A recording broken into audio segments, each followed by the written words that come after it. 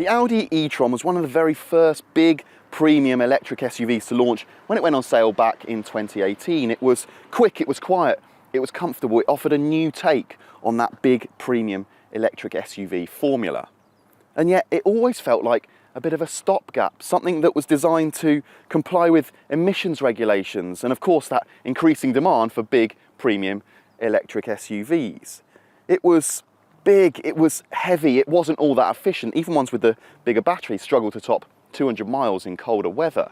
But now there's a new one. It's got a new look, it's got new tech, it's got a longer range, it's even got a new name. This is the Audi Q8 e-tron, but with more rivals than ever, can it still compete? The new Q8 e-tron is marked out by its new corporate identity. That means a fresh front and rear design, matrix LED lights, new two-dimensional badges, and Q8 lettering on the B-pillar. There are 5 new colours, new wheels, trims, and recycled materials, as well as new option packages and kit lists. There's also a new SQ8 e-tron with 3 motors and almost 500 brake horsepower. Now we've not actually got all that long to film this, so I'm going to treat it as a bit more of a first look than a proper in-depth review. But if you need more information on any aspect of the car, then I'll direct you to our written review on DrivingElectric.com. But look, this is the 55 Quattro. It's effectively the same car as before, but there are a few key differences. There's a bigger battery, for example. This one now gets a 106 kilowatt hour usable battery. That's 20% bigger than before, which actually should give you about 70 odd miles more range, which is a maximum of 330 here in the SUV or 343 in the sleeker Sportback. It'll charge faster too, up to 170 kilowatts, which means a 10 to 80% charge in half an hour or so. And it's got plug to charge too, which means in theory that at suitable charging stations you could just plug in the Q8 and let the car do the rest. No apps, no credit cards, and it will bill you automatically. Audi quotes 3-phase wallbox times, use a not so common 22 kilowatt charger, and the bigger battery model will charge to full in just 6 hours.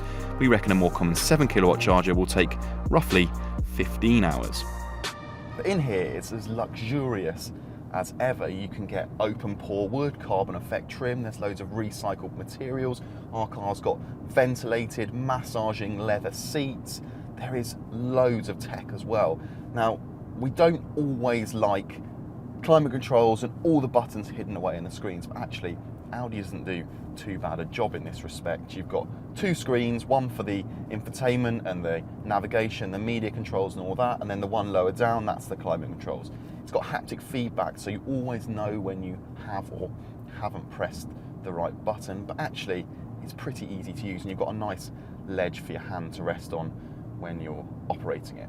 In all honesty though, that's pretty much exactly the same as what came before. You've still got Apple CarPlay and Android Auto if you prefer to use those, but the system itself is pretty easy to operate. You've got shortcut buttons down the side, so you always know where everything is when you want it. Over here we've got the standard fit virtual cockpit, and I mean, well, that's been fitted to Audis for some time now, but it is still one of the absolute best in the business. You've got absolutely everything you need there. You can have full screen mapping if you want it. You can have the dials big, the dials small, trip information. Everything is in there and it's really easy to operate. One bit of tech that we're still not convinced by though is the virtual door mirrors. The screens are sat down here in the doors and they're just not that intuitive. You always want to look out the window to see what's behind you, and I think you end up using them less than you would if they were standard door mirrors, and well, that doesn't do an awful lot for safety, I don't think. In terms of the driving experience though, it is still supremely quiet in here. Even at kind of 60, 70, 80 miles an hour, there's just very little in the way of wind noise, road noise.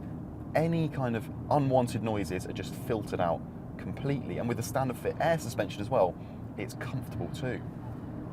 It's still not the most dynamic car in its class. Even after all this time, that title probably still goes to the Jaguar I-Pace, but Audi has made a few tweaks to make it what it says better to drive. It says it's noticeably more agile due to the new steering setup, I'm not sure that's necessarily true. It's not sloppy to drive, but it's not as pinpoint accurate and direct as an I-Pace. It's fine on twistier roads, and there's plenty of power. 0-62 miles an hour, even in the slowest e-tron 50, is done in 6 seconds flat.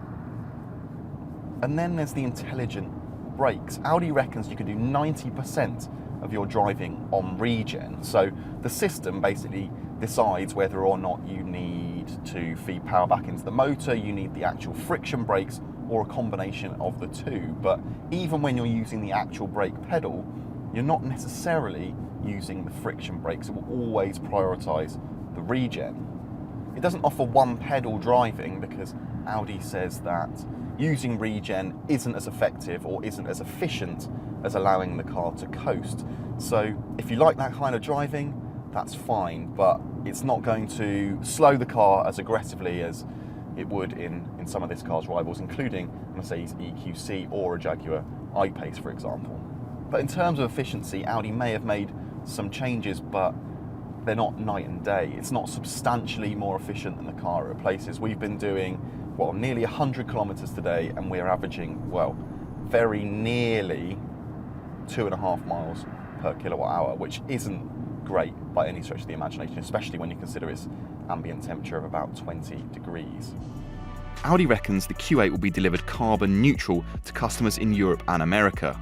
This is done by ensuring, and I quote, carbon emissions along the supply chain throughout the production process and in logistics among other areas have been proportionally avoided or reduced through the use of electricity from renewable sources, including the battery, a common point of contention.